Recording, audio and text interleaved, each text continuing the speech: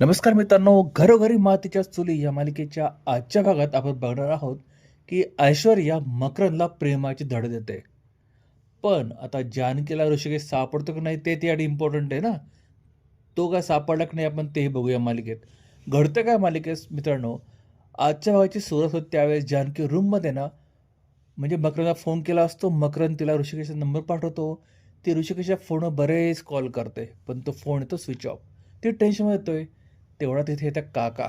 ते बाजूचे काका येतात आणि ते पण ऋषिकेशचं कौतुक करतात, की तो एक खूप भला माणूस आहे. तुला त्याने घरात घेतलं आणि स्वतः बाहेर झोपतो बघ. आणि ते रणदेवी कुटुंब फार मुळशीतलं फेमस कुटुंब आहे. मग ती म्हणते मला त्यांच्या घरी जायचं आहे.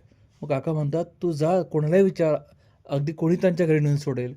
पण जाता आता जानकी करते काय, रस्त्यातल्या प्रत्येक दुकानात वगैरे ऋषिकेशचा फोटो दाखवून किंवा त्यांना विचारते, की माणूस ऋषिकेशला तुम्ही बघितलंय का? मात्र सगळीकडे त्याला नकारार्थी उत्तर भेटतं. इकडे घरी मात्र आई प्रचंड टेन्शनमध्ये असते आणि सगळं खापर ती नानावर फोडत असते, की नानाने त्याला जर चॅलेंज केलं नसतं, तर त्याने घर सोडलं नसतं. मग तेवढं सारंग येतो. सारंग सांगतो, की मला दादा कुठेच भेटला नाही. मी आमच्या प्रत्येक मित्राला विचारलं, पण कुठे दादा नाही आहे. मग मात्र आईला शंका येते, की हा पुण्याला चालला होता आणि कदाचित त्याचा ॲक्सिडेंट झाला की काय? मात्र नाना म्हणतात, "असा वेडावाकडे विचार करू नको. माझी माणसं आहेत ती शोधतीलच."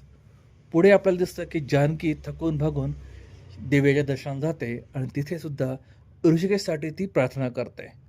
आणि मग तिथून ती डायरेक्ट येते रणदिव्यांच्या घरी. इथे नाना आणि तिची भेट होते आणि ती त्यांचे एक झाड खराब झालं असतं, त्या झाडाची कशी काळजी घेते ते सांगते.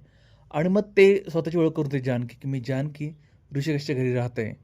तर चाळीमध्ये तुमच्या बायको म्हणजे सुमित्रा आई आली होती आणि मग सगळं सांगते. मग नाना इथे ती माफी मागतात, की सुमित्रा बहुतेक काळजीपोटी तुला तिने झापलं असेल किंवा बोलली असेल तर मला माफ कर.